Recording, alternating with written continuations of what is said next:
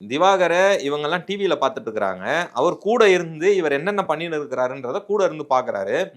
இப்போ என்ன கேட்டிங்கனாலும் நானும் அதான் சொல்லுவேன். ஏன்னா அந்த ஆளை வந்து நேரில் பார்த்தவங்க நாங்கெல்லாம். ஓகேங்களா?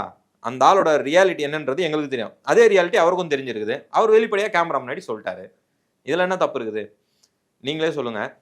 இத்தனை நாளா வந்து தங்கச்சி அண்ணன் சொல்லி பழகிட்டு இருந்த பார்வை கிட்ட போய் கல்யாணம் பண்ணிக்கலாமான்னு கேட்கலாமா? அது சும்மா காமெடிக்குன்னு கேட்ட மாதிரி இருந்ததா? இல்லை. ஏதோ ஒரு முடிவில் தான் இருக்கிறார் உள்ள திவாகர். ஏன்னா கல்யாணம் பண்ணணும்னு ஒரு முடிவுக்கு வந்துட்டாரு. எல்லாரிடையும் போய் கெஞ்சினுக்கிறாரு. உள்ள எந்த பொண்ணுகிட்டையாவது இவருக்கு வந்து கல்யாணம் பண்ணிக்கலாமா கேட்காத பொண்ணு ஏதாவது இருக்குதா? கெமி கிட்ட போய் கேட்கல. ஏன்னா கெமி வாயிலேயே குத்தம். பலூனக்கா கிட்ட போய் கேட்டுருக்கிறாப்புல. கெமி வார்னிங்கே கொடுத்துட்டாப்புல.